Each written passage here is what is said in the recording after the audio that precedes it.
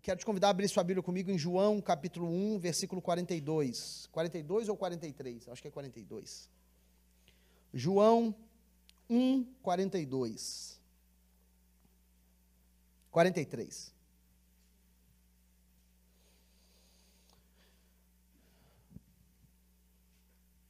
Nas últimas semanas nós temos ministrado sobre esse assunto. Falamos na primeira semana sobre Jacó, depois falamos sobre Moisés, depois falamos sobre Esther. Na semana passada falamos sobre... Foi quem que a gente falou semana passada? Davi. Né? Não é para você ter falado não, moço. Falamos sobre Davi. E hoje nós vamos falar um pouquinho sobre Jesus. Né? O personagem bíblico que eu mais gosto de pregar a respeito é Jesus. João capítulo 1, versículo 43. Você está lá comigo? Amém? Graças a Deus. A palavra do Senhor diz assim. Vamos nos colocar em pé para a leitura da palavra? Aí é bom que você já não precisa, quando for na academia hoje à tarde, você já não precisa fazer agachamento, né? Você já está de boa.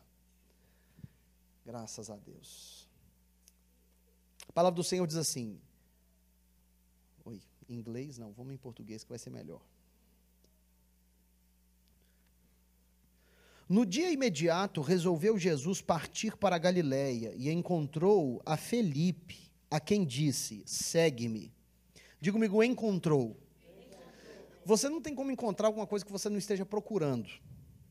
É um sinal que Jesus estava procurando por Felipe. Vira para quem está do seu lado e diga assim, Jesus está procurando por você. Aleluia. Ora, Felipe era de Betsaida, cidade de André e de Pedro. Filipe encontrou a Natanael e disse-lhe, achamos aquele de quem Moisés escreveu na lei, a quem se referiram os profetas, Jesus o Nazareno. Diga comigo, Jesus o Nazareno, filho de José. Versículo 46. Perguntou-lhe Natanael, e essa aqui vai ser o foco da nossa reflexão hoje. Perguntou-lhe Natanael, pode haver coisa bem-vinda de Nazaré? Eu imagino essa frase sendo dita assim, com a cara meio que de repúdio. Pode ser alguma coisa bem-vinda de Nazaré? Tem coisa boa em Nazaré? E disse-lhe Filipe, vem e vê. Até aqui tá bom. Pai Celestial, nós te louvamos, te agradecemos e celebramos o Senhor. Pedimos que a tua palavra seja ministrada e aplicada nos nossos corações. Que nossa mente possa estar, ó Deus, ávida, desejosa de receber a ministração da tua palavra viva que transforma. Fala conosco em nome de Jesus. Amém. Graças a Deus. Você pode se assentar?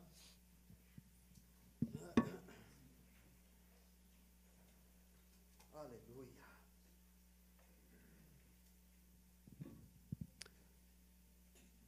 Quando eu ministrei a primeira mensagem dessa série, eu ainda não sabia que seria uma série, mas a forma como Deus trouxe isso ao meu coração foi quando eu estava um dia fazendo a leitura dos evangelhos novamente, e ao ler o evangelho de Mateus, eu comecei pelo primeiro capítulo.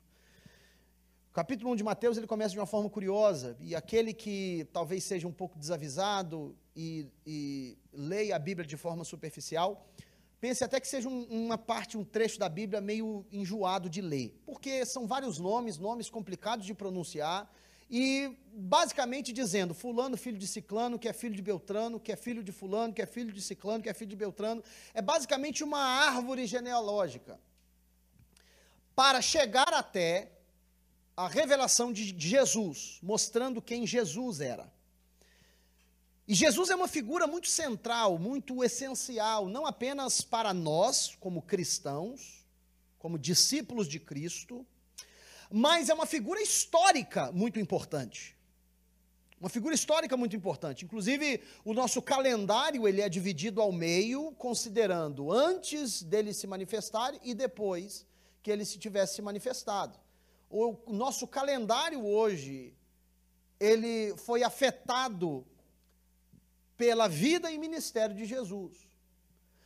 Existem, inclusive, outras religiões que consideram Jesus como uma figura proeminente. Como, por exemplo, o Islã, que respeita a figura de Jesus como um profeta. Nós sabemos que ele é muito mais do que um profeta. Sabemos que ele é o salvador da humanidade. Nós sabemos disso. Porém, é importante notar que a figura de Jesus, ela transcende o cristianismo. Até hoje, inclusive, nos estudos filosóficos, os ensinamentos de Jesus são tidos com muito prestígio. Porque aquilo que Jesus ensinou transcende o aspecto religião, ou o aspecto espiritual, e se aplica também à vivência diária do ser humano. Por isso que o Evangelho é uma mensagem tão linda e tão poderosa, porque apesar de ser profundo, não é uma mensagem complexa, é uma mensagem simples. Amar a Deus acima de todas as coisas e o próximo como a ti mesmo. E se essas coisas forem feitas e vividas da forma correta, não tem necessidade de você ter nenhum outro mandamento. Só precisa desses. Amar a Deus acima de todas as coisas e ao próximo como a ti mesmo. Faça isso que eu te desafio a sua vida a dar errado. Vira para quem está do seu lado e diga, o segredo é amar a Deus e amar a mim. Fala aí, essa última saiu meio mascada. Fala aí, o segredo é amar a Deus. Conserta o seu cabelo aí para ficar bonitinho, para você poder, isso, conserta aí e fala, o segredo é amar a Deus e amar a mim. Agora diga para essa minha pessoa, diga, eu tenho que amar a Deus e amar a você.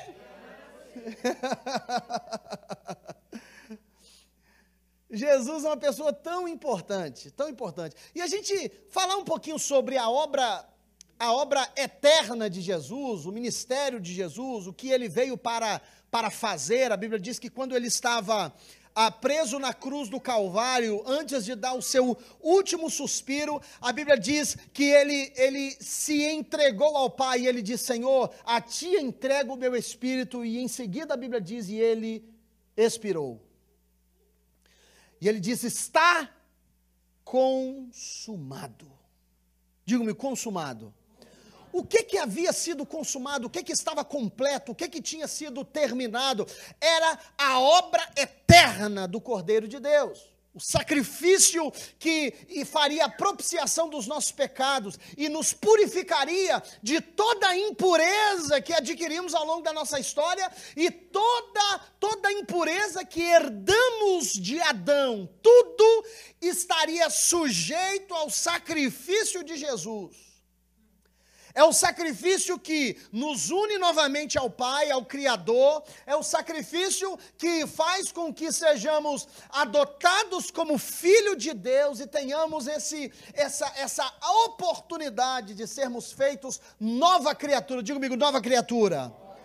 A Bíblia é muito clara quando diz que as coisas velhas já se passaram e tudo se fez novo. Tudo se fez novo não é por causa das suas habilidades ou por causa das suas faculdades, não é por causa do tanto de dinheiro que você tem na conta, o fato de você morar no Brasil ou na América, não é o fato de você ser do sul do Brasil ou do sudeste do Brasil ou do nordeste do Brasil ou do norte, ou não é o fato de você ter visitado vários países ou ser uma pessoa uma pessoa eclética, uma pessoa com cultura elevada, não tem nada a ver com nenhuma dessas aparentes qualificações. O fato de sermos nova criatura tem a ver com o fato de o sacrifício de Jesus ter sido perfeito, completo e total, suficiente para as nossas vidas. E quando contemplamos tamanho impacto, a gente imagina, Jesus então tem que ter vindo de uma árvore genealógica tremenda. Uma árvore genealógica que dispensa comentários. E enquanto eu estava lendo o primeiro capítulo de Mateus, eu fui vendo os nomes, eu já sabia, lógico, mas eu estava lendo novamente. Enquanto eu li aqueles nomes, o Espírito Santo de Deus foi sussurrando no meu coração como aquelas pessoas eram imperfeitas. Desde Abraão até a manifestação de Jesus, todos têm as suas imperfeições. Pessoas imperfeitas, pessoas quebradas, que compunham a história de um Jesus perfeito e autossuficiente. E se você fosse desenhar a linhagem do Salvador do mundo, eu não sei você, mas eu não colocaria um mentiroso, eu não colocaria um adúltero, eu não colocaria uma prostituta. Se fosse para desenhar a linhagem do Salvador do mundo, tinha que ser só VIP. Quem está entendendo? Tinha que ser só a nata da humanidade. Mas Jesus não.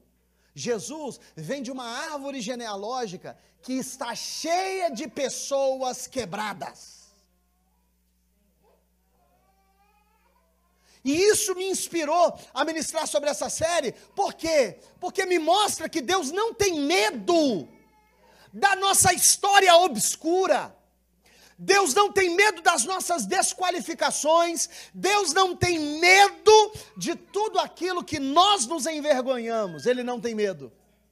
E a grande verdade é que, anote essa frase se você puder: Deus escolhe pessoas imperfeitas para realizar uma obra perfeita. Aleluia! Só Deus pode pegar uma pessoa imperfeita e fazer uma obra perfeita. Só Deus pode. É como se você pegasse, irmão, uma lata de tinta vermelha para pintar uma parede de azul. Para nós não tem como. Para nós não tem como. Se você pegar, Júnior, você que é entendido do ramo, se você pegar um pedaço desse tamanho assim de carne de boi, para fazer um prato de carne de porco, é possível? Não tem como. Pois Deus pega pessoas imperfeitas para fazer uma obra perfeita. Aleluia! Porque o ingrediente que Ele tem e nós não temos é divindade. E quando Ele pega você que é imperfeito e coloca um pouquinho dele que é perfeito, a perfeição dele cobre as suas imperfeições. Quem está me entendendo, diga amém.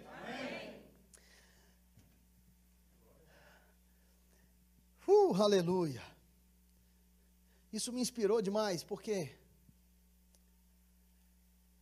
eu compreendo as minhas próprias imperfeições, as minhas próprias desqualificações.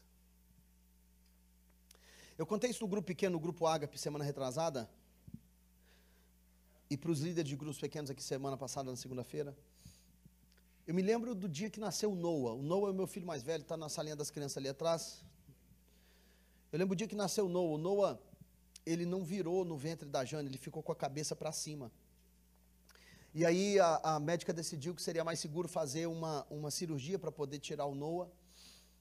E eu me lembro com muita precisão, porque teve um negócio que me marcou demais.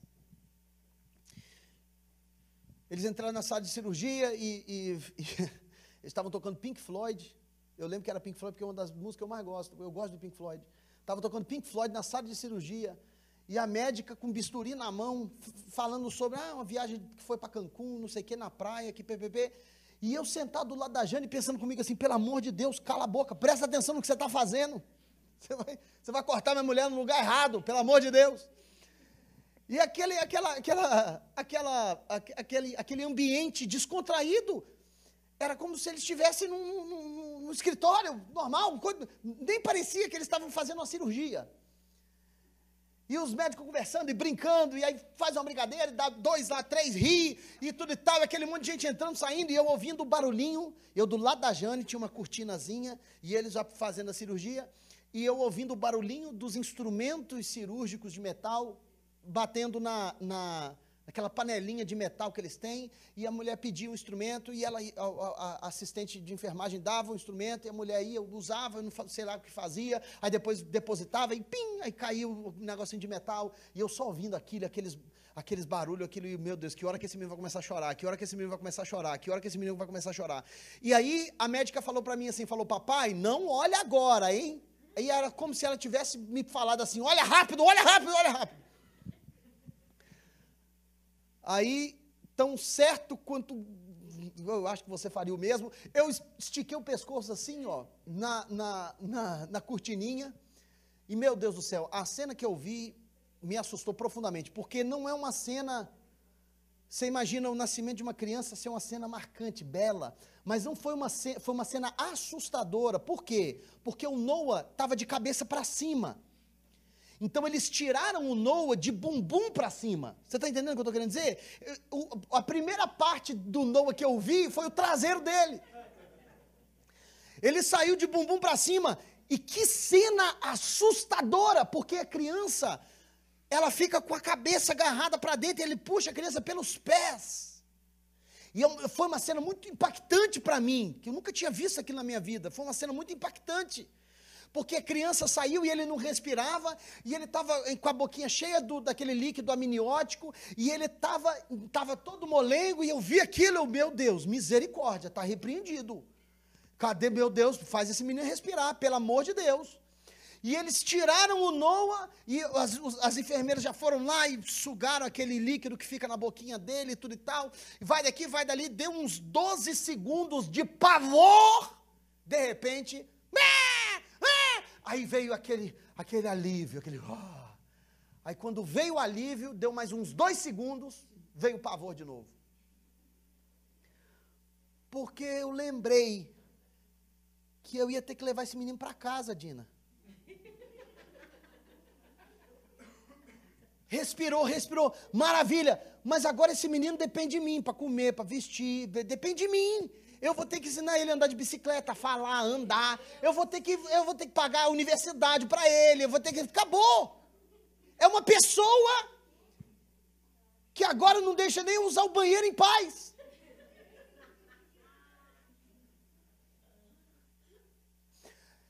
Eu me lembro da forma como eu me senti inadequado para aquela tarefa. Foi um sentimento que me marcou demais, porque quando a médica tirou ele, veio aquele alívio, respirou. Em seguida veio aquele pavor. Eu vou para casa, eu não vou deixar ele aqui, eu vou levar ele comigo. Nunca tinha trocado uma fralda na vida. Aquele pavor. E aí a gente se torna pai de primeira viagem, né? É pai super zeloso, né? Cai o bico no chão, a chupeta cai no chão, você quer incinerar ela, porque a criança não pode nem chegar perto. Já o Joshua, tadinho, que é o segundo, cai o paninho dele no chão. Vai lá, menino, pega lá e se vira. Joshua tem 2 anos. O Noah foi pisar no chão pela primeira vez, ele tinha 10 meses de idade, nunca tinha pisado no chão. O Joshua vai fazer 2 anos, já faz 2 part-time à noite, de madrugada.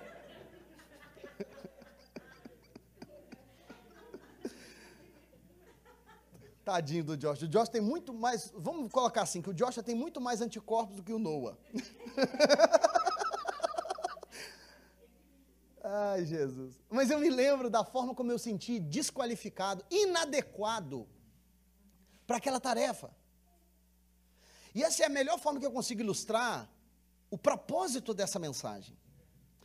Talvez essa ilustração, esse exemplo, não se aplique a você, porque talvez você ainda não tem filhos, ou talvez você não está nem próximo de ter, ou talvez você já teve os seus e os seus já estão criados, e você não tem essa preocupação que eu tive. Talvez não sejam filhos, mas talvez que você, como marido, se sente inadequado para realizar, para que a sua esposa seja uma mulher realizada. Talvez você, como mulher, se sente inadequada para fazer com que o seu marido seja um homem realizado. Talvez você, como empresário, se sente inadequado para levar avante a visão que você tem para a sua empresa. Talvez você, como amigo, se sente inadequado para dar o suporte necessário que os seus outros amigos precisam. E assim por diante, não importa qual é a área da sua vida. Uma coisa é certa: tem alguma área da sua vida que você sabe que não é apropriadamente qualificado, ou pelo menos sente que não é, para realizar aquilo que Deus te chamou para realizar. E é possível, você consegue me enganar. Isso você me engana muito fácil. Você consegue enganar até seu cônjuge, sua mulher, seu marido. Você engana seus filhos, engana os seus pais, engana os seus funcionários, engana o seu patrão. Você consegue enganar os seus colegas, você consegue enganar seu vizinho, consegue enganar muita gente, mas você nunca consegue enganar a si mesmo. Mas cedo ou mais tarde chega um momento em que a gente se depara com desafios que nós sabemos que em nós não possuímos as ferramentas necessárias para vencer. Essa mensagem é para esse tipo de pessoa que chegou a esse entendimento. Desqualificado. Mas o negócio é que Deus justamente qualifica aqueles quem Ele chamou.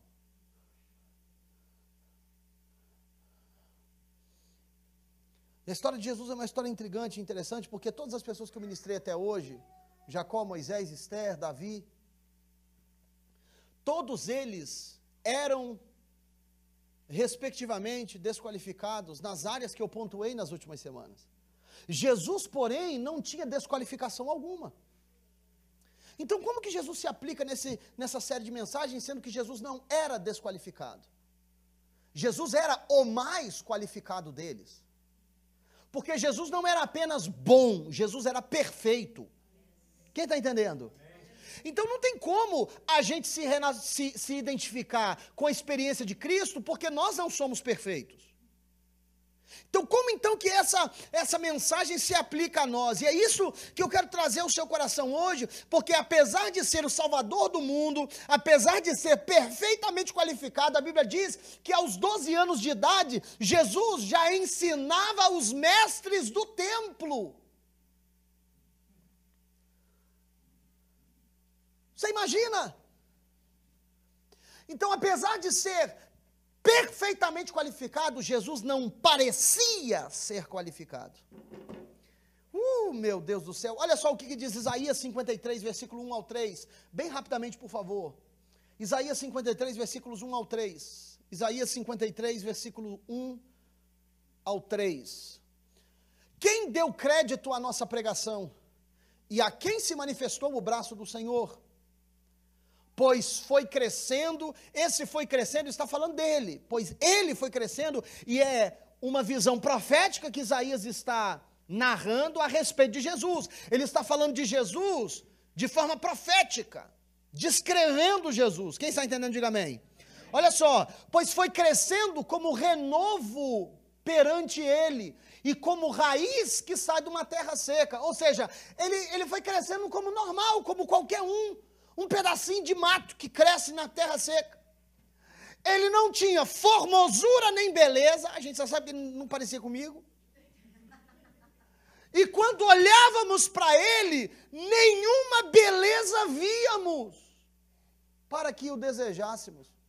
Olha só como que a Bíblia descreve Jesus. Ele era comum, igual uma raiz crescendo, despontando ali na terra seca, uma coisa que você vê cotidianamente. Ele não tinha formosura nem beleza, e quem olhava para ele, não achava grandes coisas.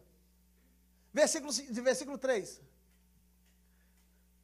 Olha só, era desprezado e rejeitado dos homens. Meu Deus, o Salvador do universo. Sabe aquelas pessoas que você encontra com elas e elas têm uma presença? Você não sabe nem quem é, mas você sente que você tem que respeitar? Você já passou por isso ou não? Hã? Já? Já viu? Não sei o que é, não sei se é postura, se é roupa, se é forma de falar, não sei o que é. Só sei que tem gente que às vezes é um Zé Ninguém, mas chega e tem tanta postura, tanta pose que você... com licença, desculpa aí. Desculpa que eu populei a sua via de passagem. Me desculpa. Jesus não era desses. Jesus era daquele tipo que você passava assim, olhava, aquele sorrisinho amarelo, só de educação. Não tinha beleza, não tinha formosura, ele era desprezado, rejeitado, homem de dores, experimentado no sucesso? Não. Na bolsa de valores? Não. No quê? Nos sofrimentos. Meu Deus do céu. Quem lê Jesus falando nem sabe que ele era homem de sofrimentos assim.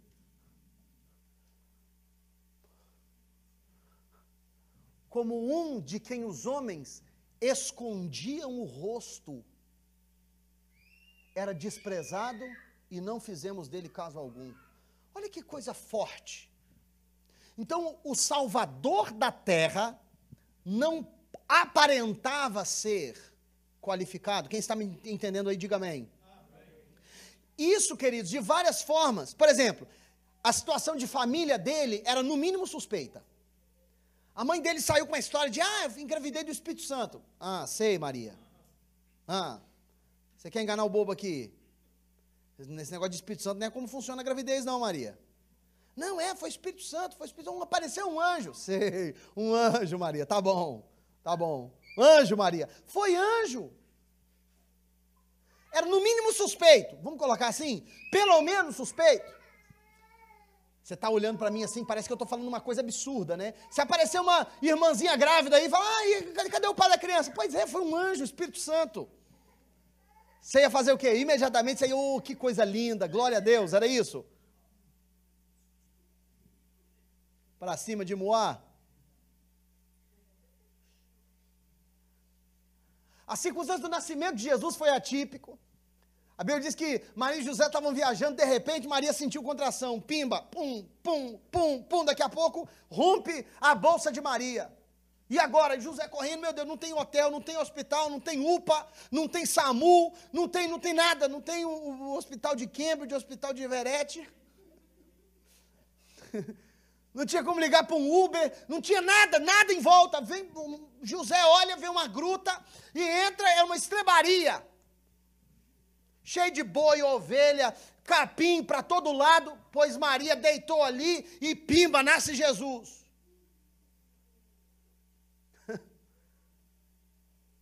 Nasceu em Belém, mas foi criado em Nazaré. Diga comigo, Nazaré.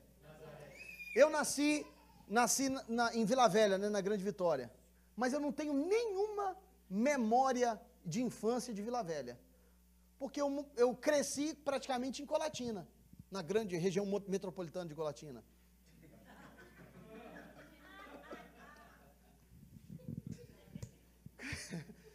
Eu cresci na região metropolitana de Colatina, na grande Colatina.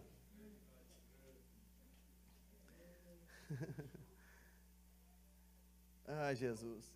Jesus nasceu em Belém, mas foi criado em Nazaré. Diga comigo, Nazaré. E olha só que coisa interessante, porque o Salvador da Terra, vamos colocar aqui, se você fosse hoje determinar o roteiro, dona Geni, de onde nasceria o Salvador da humanidade, qual seria aí umas 3 cidades, mais ou menos, que a senhora imagina que pode nascer o Salvador da humanidade? Tem que ser num lugar, Nova York, Washington, tem que ser, Brasília não, né? Brasília não dá, Brasília não dá. Tem que ser algum lugar de expressão, Los Angeles, tem que ser algum lugar, pois Jesus tinha essas cidades, essas opções. Por que o Salvador da Terra não nasce em Roma, Atenas, o lugar da cultura mundial, Alexandria, lugar das maiores bibliotecas, o lugar que simbolizava conhecimento mundial? Mas não, Jesus nasce em Belém e criado em Nazaré. Diga comigo, Nazaré. Nazaré. E querido, essa cara que você fez aí falando Nazaré é exatamente o sentimento que vinha sobre as pessoas. Porque Nazaré era uma cidade pequena, com algumas centenas de habitantes, não estou falando milhares, centenas. Cresce que Nazaré era um vilarejozinho com menos de 500 pessoas. Um vilarejozinho com algumas centenas de pessoas, tinha péssima reputação em Israel e não era nem conhecida fora de Israel. É igual você, depois do culto, você pergunta para o Nid, de onde você nasceu? Me mostra no mapa aqui. A região metropolitana de Felicina.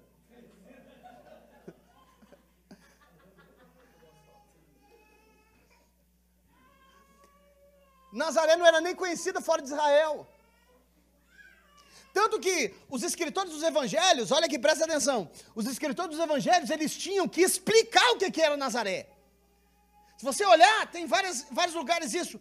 Mateus 2,23, Marcos 1,9, Lucas 1,26, eles falaram assim, Nazaré da Galileia. Ou seja, só para você saber, Nazaré na Galileia ali.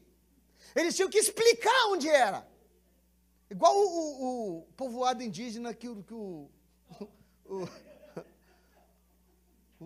Edmilson é oriundo lá no Mato Grosso. Quem está acompanhando? Então, por exemplo, em João capítulo, acho que é 19, versículo 19 também, Pilatos manda colocar uma placa sobre na cruz de Jesus, sobre a cabeça de Jesus. E a placa dizia, Jesus de Nazaré, rei dos judeus. Por quê? Porque era tido como algo desprezível. Olha lá, Pilatos escreveu também um título e colocou sobre a cruz. Nele estava escrito, Jesus o Nazareno, o rei dos judeus. Isso aqui era uma forma de depreciar Jesus. Era uma forma de zombaria. Vocês estão entendendo o que eu estou querendo dizer? Era uma forma de zombar de Jesus. Olha aqui, esse cara que está dizendo ser o rei dos judeus, ele é nazareno, nazareno, de Nazaré. E o sentimento a respeito da cidade de Nazaré era tão forte, que no texto que lemos, volta para mim fazendo favor, João capítulo 1, versículo 45. Quando 45, por favor, versículo 45. Não tenta saber mais que o pregador, não. Olha só. Filipe achou Natanael e disse-lhe, acabamos de achar aquele de quem escreveram Moisés na lei e os profetas.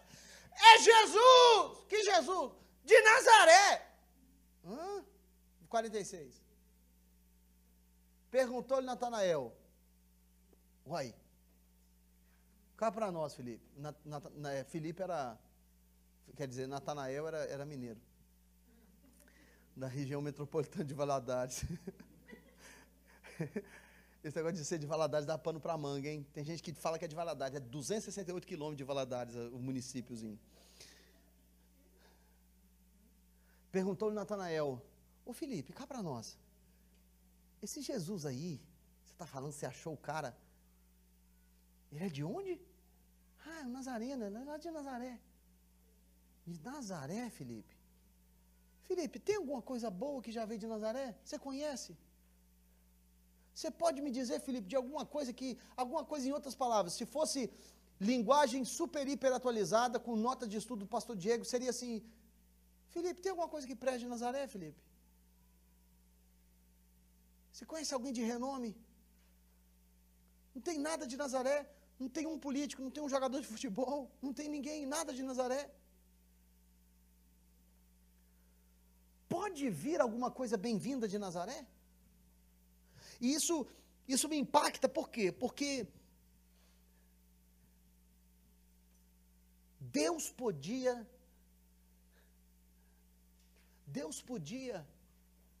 ter feito isso de formas diferentes, de inúmeras formas diferentes.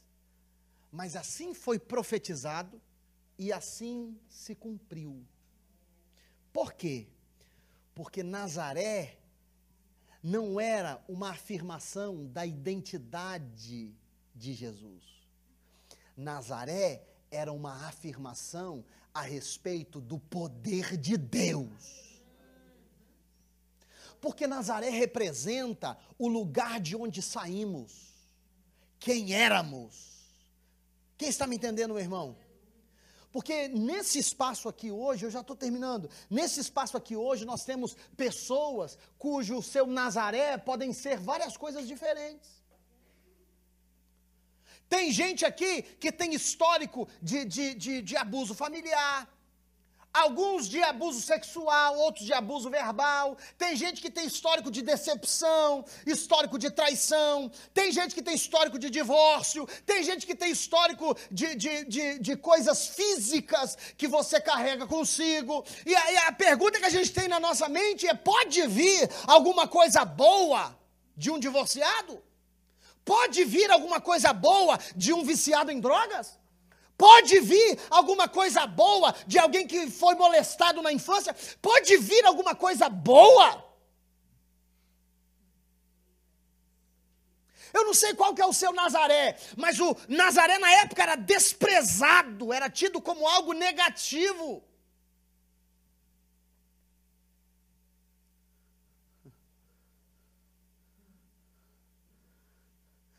E o que quer que seja, meu irmão, que seja encarado por você como algo negativo na sua história, no seu desenvolvimento, eu quero dizer para você uma coisa, meu irmão, a grande verdade é que você não vem mais do seu Nazaré, a sua identidade é outra, você vem do Calvário. Quando eu digo assim, pode vir alguma coisa boa de Colatina, não é mais de Colatina que eu sou do Calvário. Pode vir alguma coisa boa do Calvário? Pode, porque o meu Cristo morreu lá. E o que tiver de mancha na sua história, na sua caminhada, meu irmão, todas essas coisas são desfeitas pelo sangue carmesim vertido na cruz do Calvário. Quem está me entendendo, diga amém. Jesus. E sabe o que é interessante a respeito de Nazaré? Essa afirmação de Natanael, ela me impacta demais. Porque Jesus, além de ser rejeitado, desprezado, não tinha formosura, ele ainda era de Nazaré. Interessante demais, porque coloca para mim Marcos capítulo 6, rapidamente, por favor. Porque Nazaré simboliza também aquilo que é comum e familiar. Olha só, Marcos capítulo 6. Nós vamos ler até o versículo... Acho que até o versículo 6 também, vamos lá. Saiu Jesus dali e foi para a sua terra. Que terra era essa? Nazaré. Começa com Nazá e termina com Ré. Saiu Jesus dali e foi para a sua terra, e os seus discípulos o seguiram.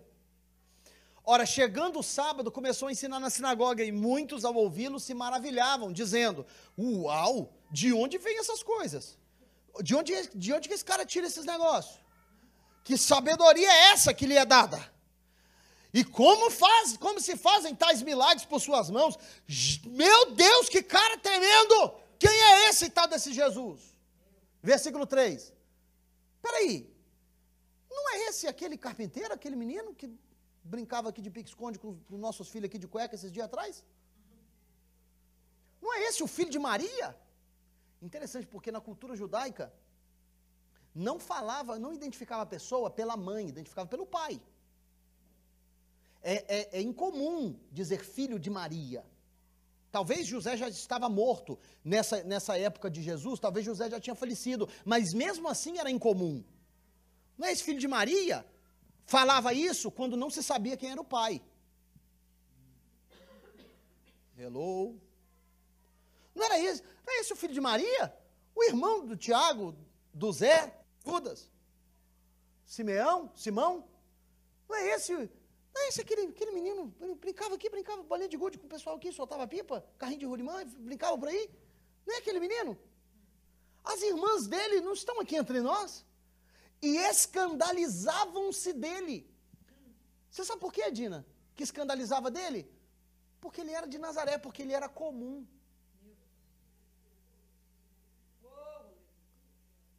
Versículo 4, agora olha isso aqui.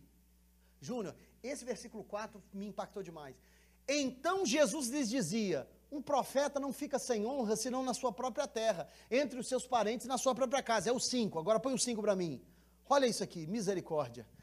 E não podia fazer ali nenhum milagre. Eu sei que você está achando que está escrito errado, porque Jesus não poder fazer alguma coisa? Tinha que estar, na verdade, tadinha, a Emily deve ter escrito errado ali, tinha que estar, Jesus não quis fazer, não é isso? Abre a sua Bíblia para mim, o Geraldo, vamos corrigir esse negócio agora aí, vamos corrigir, abre a Bíblia aí, quem tiver Bíblia, abre aí para mim fazer um favor. Deve estar escrito ali, Jesus não quis fazer, né, Júnior? Só pode, porque Jesus não poder fazer, não tem lógica. Abre aí, vamos ver, coloca aí rapidinho para mim, fazer um favor. Marcos 6, 5, quem tem Bíblia aí? Bíblia. Vamos lá, Marcos 6, 5, cadê, gente? Cadê o povo da Bíblia? Cadê o povo do manto? Cadê os crentes pentecostal? Cadê? Misericórdia, cadê Pastor Rony? Pastor Rony, vem, deixa eu ver aqui. Me dá aqui com a Bíblia, o pessoal na câmera vai ver também, vai ver que eu estou lendo a Bíblia de verdade. Aqui não é coisa de computador, não. Aqui é coisa séria. Vamos lá. Aqui está corrigido, aqui está certinho. Aqui não está errado não, ali está errado. Vamos lá. Aqui, Marcos 6:5, aí. E não... Uai, podia. Não é não quis? Não. Querer, ele queria. Mas ele não podia. Diga comigo, não podia. Diga assim, tem coisa que Deus não pode fazer.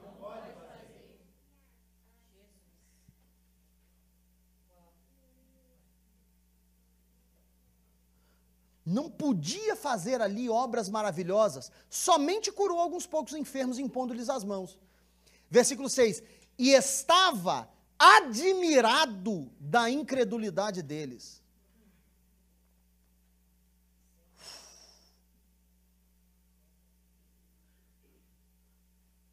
Mas por quê?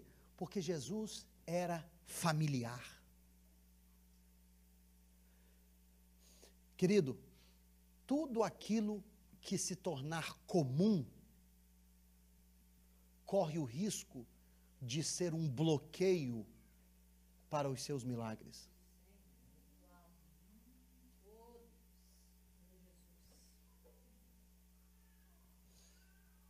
Eu me lembro quando eu assumi o pastoreio da igreja, em 2014, eu tinha 24 anos de idade, vai desmarcar o seu texto aqui.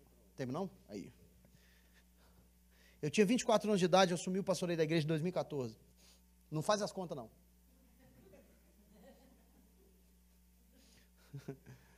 Tá tarde agora, né? E eu me lembro como que foi desafiador para mim, porque eu assumi o pastoreio no meio de pessoas que me conheciam quando eu era adolescente. E por algum tempo, pessoas que resistiam à autoridade de Deus na minha vida. Inclusive, algumas delas até tiveram que sair da igreja, porque não se deram, não deu certo. E eu me lembro o sentimento, a sensação de me sentir inadequado. Quando uma certa vez, eu tinha um pouco menos de um ano de casado, e um casal com quase 30 anos de casado marcou uma sessão de aconselhamento pastoral.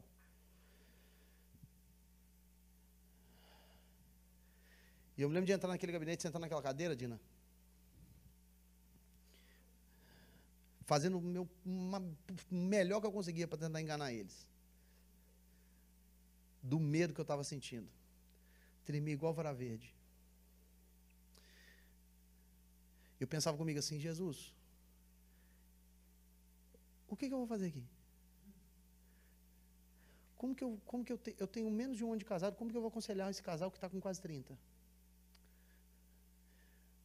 E naquele momento, enquanto eles estavam compartilhando ali, Júnior, na minha cabeça, eu já estava combinando tudo, pensando comigo, vou reunir o conselho semana que vem, eu vou entregar meu cargo, deixar eles encontrar um outro pastor, porque o que eu vim fazer aqui? Sentimento de ser inadequado, você está entendendo? E aí aquela irmã disse um negócio para mim que me chocou, me impactou demais. E Deus me deu uns tapas na cara violenta aquele dia.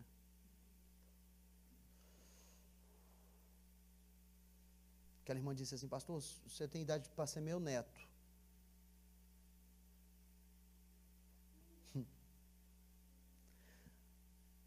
Mas eu te enxergo como um profeta. Eu sei que você tem a palavra de Deus para nós.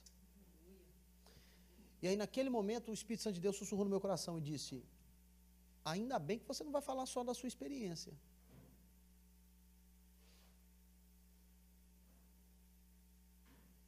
Ainda bem que você não vai falar só da sua experiência.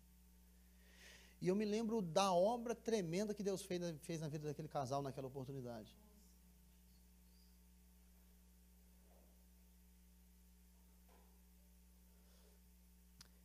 Quando a gente se acostuma com o nosso meio,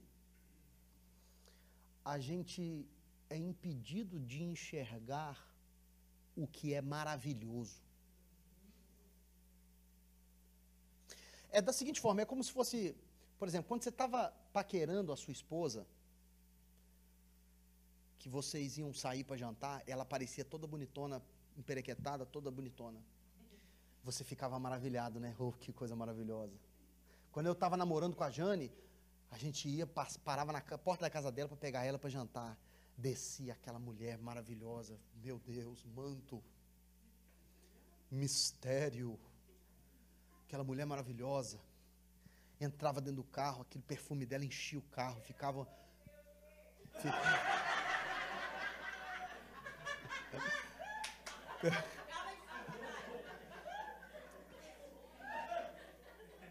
perfume dela enchia o carro, ficava uma semana bêbado no cheiro daquele perfume maravilhoso.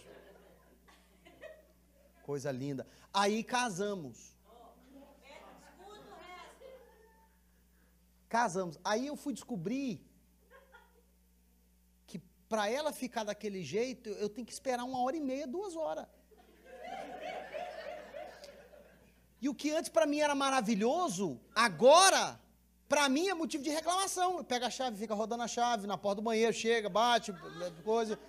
E aí, vamos atrasar e tudo e tal. Não, só não sei o que lá. Só aí pega um negocinho, aí pega outro negócio, aí pega um pincelzinho, aí pega um lápis, aí pega uma brocha, aí pega um outro negócio, e vai daqui, vai dali.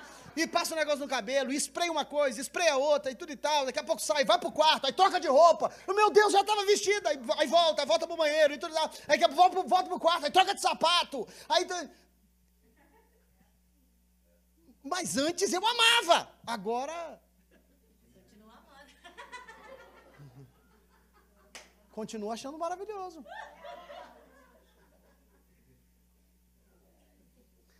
São coisas que se tornam comuns. Quem está me entendendo?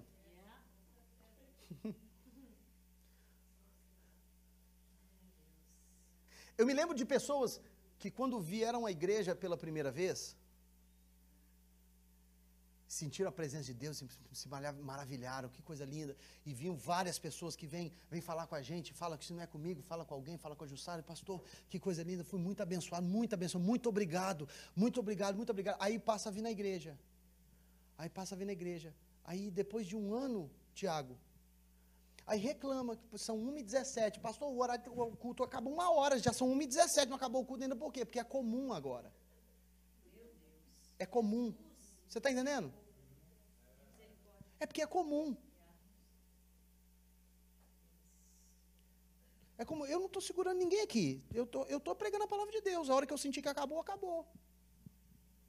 E se precisar ir embora, Deus te abençoe. Mas se torna comum. Não é mais palavra de vida. Agora se torna uma inconveniência, porque acabou com os meus planos para o almoço. É comum, se torna comum, não é mais maravilhoso, é Nazaré. E tem coisa que Deus não pode fazer em Nazaré. Não pode. Não é que Ele não quer, Ele não pode fazer em Nazaré. Porque é incomum.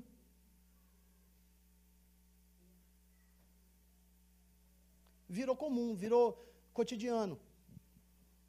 Quem está entendendo?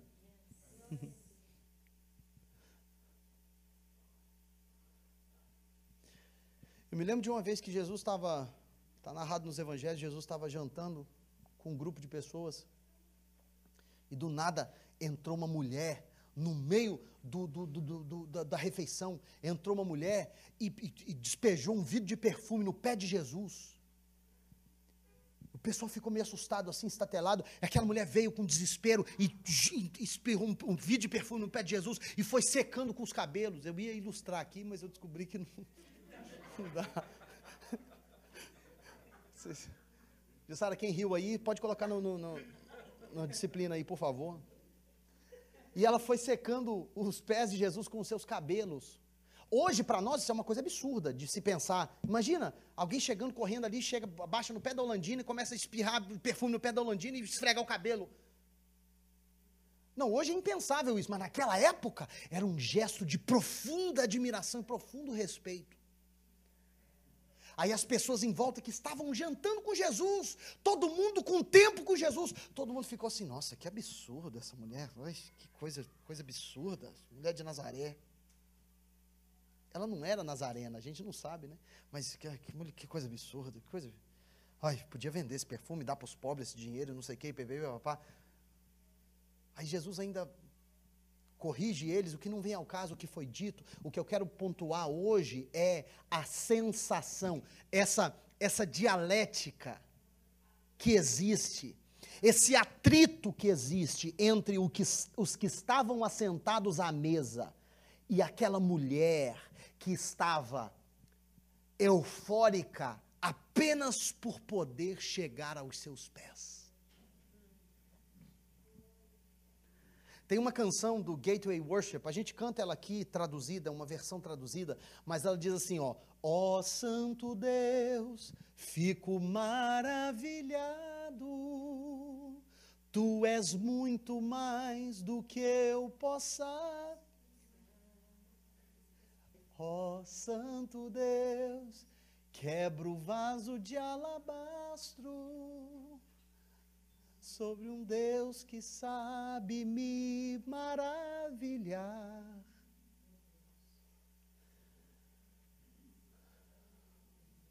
Sabe qual que é o problema? É que nós não vivemos mais maravilhados.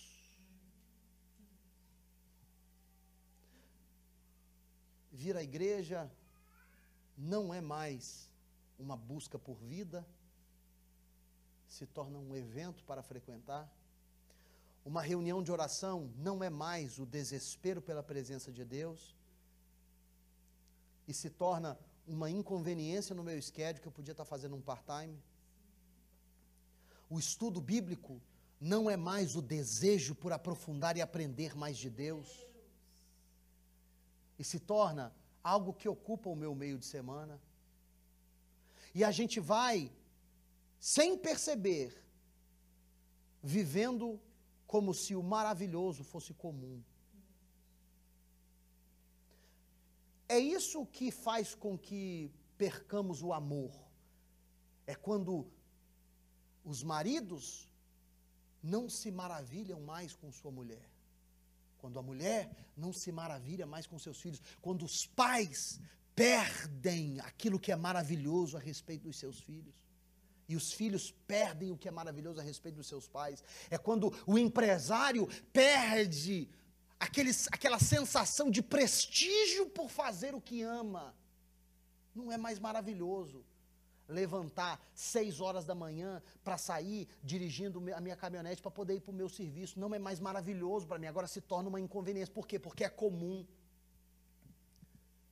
Quando você está começando o trabalho, você está começando, tudo minucioso, tudo perfeito, as ferramentas limpinhas, e tudo no seu devido lugar, e tudo bonitinho, tudo, porque eu, graças a Deus, aleluia, graças a Deus que eu tenho essa oportunidade, graças a Deus, passa um mês, passa 2, passa 3, passa um ano, passa 2, passa 4, aí aquilo que antes era a resposta da sua oração, passa a ser agora um pedido de oração novo, porque você já não quer mais aquilo. E a gente vive a vida tendo que ser intertido por um Deus maravilhoso e sobrenatural, achando que o papel de Deus é me deixar satisfeito a todo instante, intertido com a vida.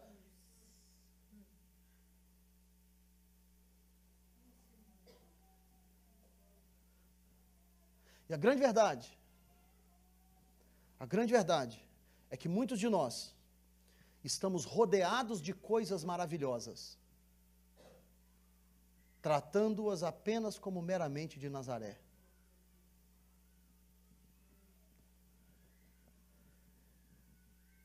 E se a gente começasse a tratar essas coisas novamente como oportunidades, tem que chegar em casa hoje, tem que fazer dever de casa com meu filho.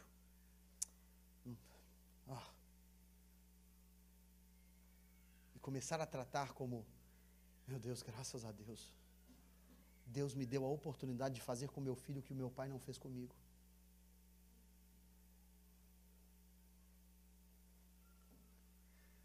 Será que o nosso tratamento comum de coisas maravilhosas está impedindo o milagre de Deus de fluir nas nossas vidas?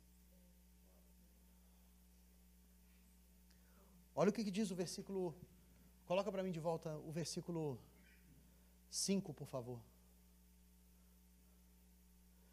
e não podia fazer ali nenhum milagre, a não ser curar alguns poucos enfermos. Nossa, pastor Diego, que exagero, mas também, alguns enfermos foram curados. Você não está entendendo. Quem estava ali era o Jesus que ressuscitou Lázaro. Era o Jesus que andou sobre o mar, era o Jesus que multiplicou pão e peixe, que fez cego ver, que fez coxo andar, era o Jesus que tinha curado 10 leprosos de uma vez. Era que esse Jesus, não eram poucos milagres que ele ia fazer, ele queria revolucionar aquela cidade. Eu pergunto para você, pode alguma coisa boa vir de Chelsea?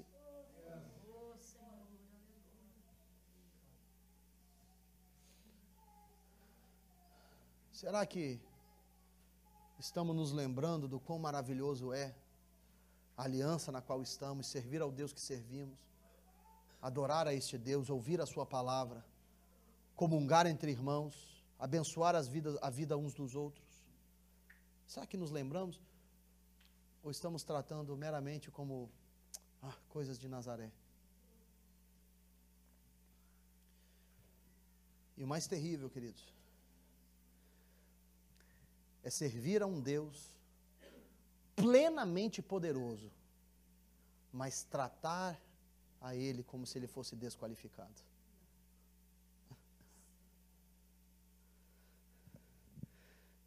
Se coloca em pé, eu já terminei.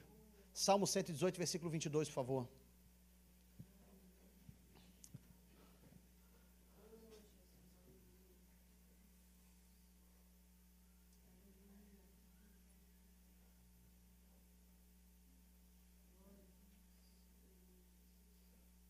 Salmo 118, versículo 22. A pedra que os edificadores rejeitaram, essa foi posta como pedra angular. Olha o 23. Foi o Senhor que fez isto, e é maravilhoso aos nossos olhos. Meu Deus do céu. Você consegue enxergar como é maravilhosa a obra de Deus na sua vida? Aleluia. Ou já virou coisas de Nazaré? Agora, cara, esse texto aqui me quebra. Toda vez que eu leio ele me quebra. Olha o 24. Este é o dia que o Senhor fez. Regozijemo-nos e alegremo-nos nele. Vou fazer a pergunta, Dina. Você acorda amanhã cedinho, você acordar de manhãzinho cedo. Você fazer essa afirmação assim, esse é o dia que o Senhor fez. Regozijemo. Isso aqui significa o seguinte: eu vou me alegrar. É uma determinação prévia. Você está entendendo? Você dizer antes de qualquer coisa, você dizer, eu já tomei uma decisão, eu vou me alegrar nesse dia. Você está disposto a dizer isso? Aí chega do lado de fora, o pneu do seu carro está furado. Aí é mais difícil, né? Mais difícil. Esse texto tem a ver com isso, tem a ver com decidir antes que eu vou me alegrar naquele dia, sem saber o que o dia tem para me oferecer. Você está entendendo? É dizer assim, eu acordei hoje, eu vou me alegrar, mas e se o cara, se o material não chegar no serviço, da Zamera, eu vou me alegrar. Mas se o pneu furar, é livramento, como disse a Dina. Mas se a polícia parar, eu vou me alegrar. Não importa, diabo pode até tentar, mas não vai conseguir, porque esse é o dia que Deus fez e eu já decidi. Antes dele começar, eu já decidi, eu vou me alegrar. Quem está me entendendo, diga amém. Quem está me entendendo, diga amém. E essa é uma afirmação de entendimento a respeito do que verdadeiramente é maravilhoso. De tomar uma decisão. Eu não vou desprezar as coisas maravilhosas que Deus colocou ao meu redor. E eu tenho um desafio para você ao longo dessa semana.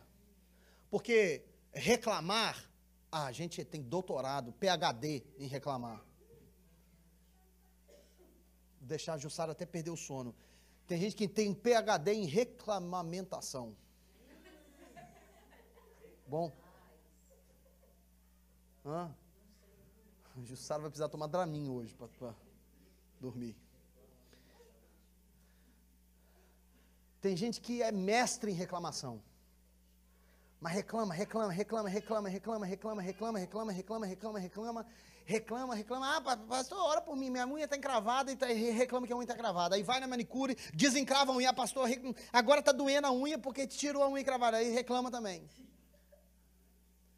Mestre em reclamar. Mestre, eu tenho um desafio para você essa semana. Você consegue identificar o que é maravilhoso?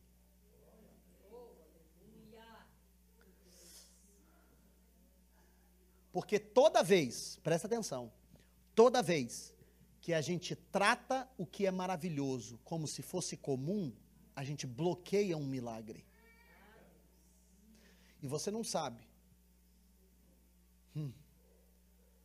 Mas o seu milagre pode estar naquilo que você considera comum.